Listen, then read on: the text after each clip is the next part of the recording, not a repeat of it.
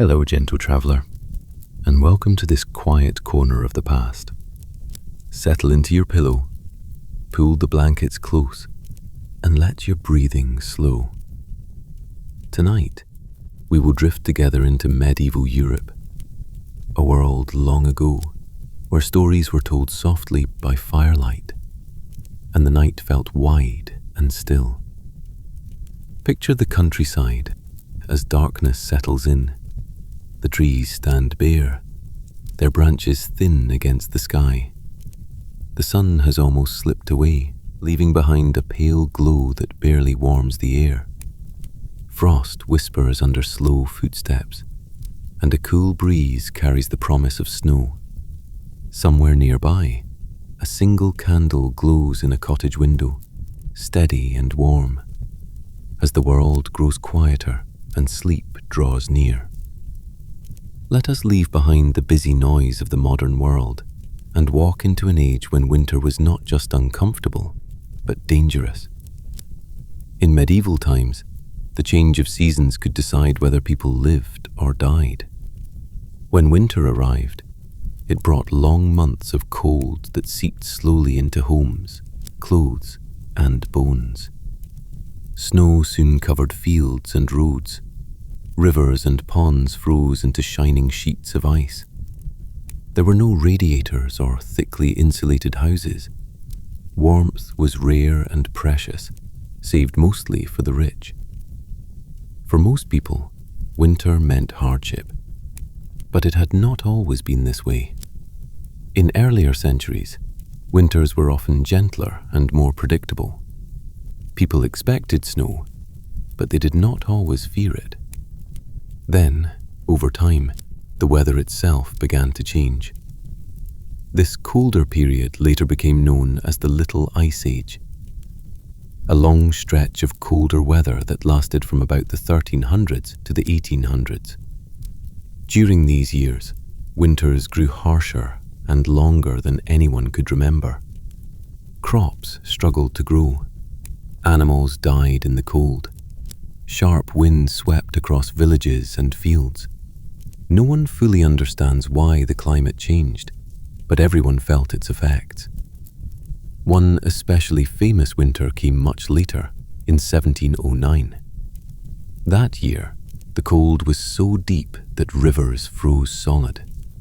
In London, the River Thames turned into a frozen road. People walked across it, set up stalls, and even lit small fires on the ice. It looked almost magical, like a winter fair. But behind that beauty was great suffering. Many people died, trapped in freezing homes with little heat. Yet, even in the depths of such a formidable freeze, the human spirit found ways to kindle light. During that same great frost of 1709, while the world shivered, a young student named Isaac Newton was forced to flee the halls of Cambridge and return to the isolation of his family's farm. There, huddled by the hearth while the winds howled outside, he found himself with ample time to ponder the mysteries of the universe. It was during this enforced winter solitude that Newton began to develop some of his most groundbreaking ideas, laying the foundations for his theories on calculus and optics. It is a poignant reminder that even when the world seems locked in ice, great minds can be sparked to brilliance by the quiet. For the vast majority of the population, however, winter was not a time for calculus, but for survival. Imagine waking each morning in a one-room peasant cottage, the air thick with smoke from a sputtering fire. Your breath mists in front of you as you rise from a straw mattress, moving carefully to avoid disturbing the shivering forms of family members huddled around you for warmth. The cold seeps in through every crack and crevice of the wattle and daub walls, numbing fingers and toes until they ache. To survive these plunging temperatures, families often brought their livestock inside the home. Cows, pigs, and chickens shared the cramped living space, their body heat mingling with the humans to raise the temperature. The atmosphere was ripe with the scent of unwashed bodies, manure, and smoke, a pungent reality of medieval survival.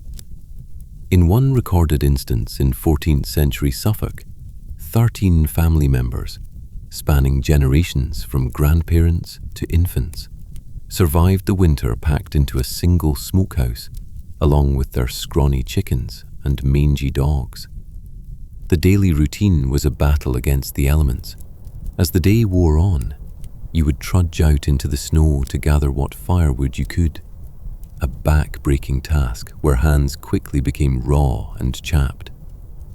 Firewood was a precious commodity, often protected by strict laws regarding the gathering of timber from forests. When wood was scarce, families huddled around makeshift fires, fueled by dried dung and straw, striving to eke out feeble warmth. It is easy to assume that the nobility, safe in their stone towers, were immune to this misery, but the highest-born nobles were not spared the icy grasp of the season. Medieval castles with their soaring stone walls and cavernous halls became like vast refrigerators in wintertime. The chill seeped up from the floors and down from the ceilings, saturating the air and defying even the mightiest hearths. History whispers tales of royal winter, woes that make one shudder. King Henry II of England was once so felled by a severe case of the winter shivers that he reportedly burned an entire chair just to warm his royal posterior for a blessed moment or two. His servants despaired, knowing His Majesty's temper was liable to ignite faster than the furniture if he remained cold. Even more tragic is the story of Queen Elizabeth of Hungary, who was found frozen in her bed one bitter January morning in 1326, a victim of the very palace meant to be her refuge. Similarly, legends persist of Queen Elizabeth Woodville, wife of Edward IV, who allegedly succumbed to the deep cold within her own chambers, found frozen stiff despite being swaddled in heavy robes and furs. Even kings who survived the cold physically could not escape its mental toll. King Henry VI, a pious and gentle soul, sank into a deep melancholy during the winter of 1433. Despite physicians prescribing tonics of cinnamon and ginger to ward off cold humours, the king remained unable to warm his hands, even when thrust practically into the fire. As difficult as the cold was, the true terrors of the medieval winter were famine and fire. The grim reality of the season was often determined by the harvest of the previous autumn. The Great Famine of 1315 serves as a harrowing example. Sparked by heavy rains that rotted crops across northern Europe, the famine caused the price of bread to skyrocket. Contemporary accounts paint a nightmare scenario where desperate people were reduced to eating grass, tree bark, and even their own draft animals. In the French town of Troyes, citizens reportedly ate unclean things, and whispers of cannibalism spread as starving scavengers dug up graves. One heart-rending account from the St. Mary's Abbey Chronicles details the fate of a starving pregnant woman during this famine. Denied charity by a baker, she stole a loaf of bread and was subsequently hanged for her crime. The chronicle recounts that as she died, her child fell from her womb, only to perish on the cold ground, ignored by a populace hardened by their own suffering. If hunger did not claim you, fire might. In the cramped, timber-built cities, the need for warmth turned homes into tinder boxes.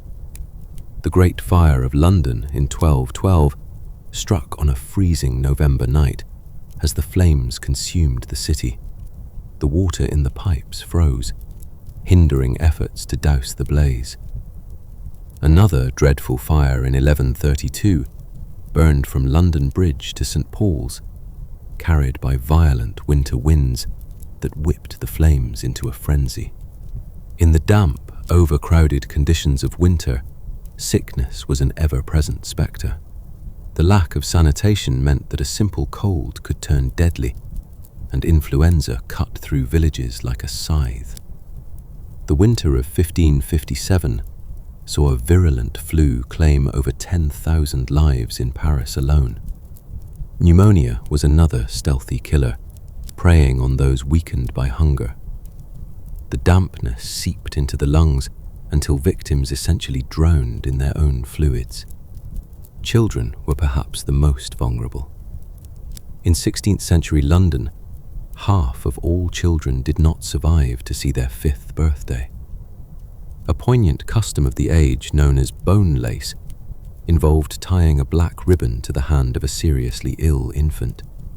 Should the child pass away, this ribbon would be used to secure their burial shroud, a sombre token of winter's toll on the innocent. To venture out in winter was to court death. Roads dissolved into muddy quagmires or vanished under snowdrifts, disorienting even experienced travellers. In 1311, Queen Isabella of England became lost in the dark while travelling from Canterbury, weeping in fear and exhaustion as her party wandered the frozen landscape. A darker fate befell the passengers of the White Ship in the winter of 1120. The vessel struck a rock in the icy English Channel, plunging King Henry I's daughter, Matilda, into the freezing waters. Though she initially made it to a rescue boat, she returned to save her half-brother, causing the small craft to capsize under the weight of desperate swimmers. It is said King Henry never smiled again after the tragedy. Even warfare, usually reserved for the campaigning seasons, was touched by the frost. In 1407, the Welsh rebel leader, Owain Glyndŵr, utilized the brutal weather to his advantage, luring English forces into the high mountain passes during a blinding blizzard. The English, weighed down by heavy armor and freezing in the snow, were routed by the Welsh, who were accustomed to the harsh terrain. Yet, amidst this tapestry of suffering, the human spirit remained unbroken. Survival depended on community. Neighbors trudged through snow to check on one another, sharing firewood or a pot of stew. There is the story of Dame Matilda of York, who gave her only cloak to a beggar woman, remarking that the warmth of human kindness is a fire that never goes out. Charity was a moral imperative. Lady Margaret, wife of an earl, famously sold her own jewels to buy grain for the starving peasantry during a famine. Her cook, Bernard, supported her, bulking out soups with every last turnip to feed the beggars at the gates. Monasteries served as sanctuaries, where monks like the novice Brother William tended to frostbitten limbs and weeping sores, viewing it as a holy duty to emulate Christ. To keep the darkness at bay, the medieval calendar was punctuated by beacons of celebration. The most anticipated was the feast of St. Stephen on December 26th. On this day, the rigid social hierarchy was inverted. A peasant would be crowned the Lord of Misrule, presiding over a day of raucous feasting. For one glorious day, the lowliest serf could issue playful edicts to his betters, providing a vital pressure valve for the tensions of feudal life.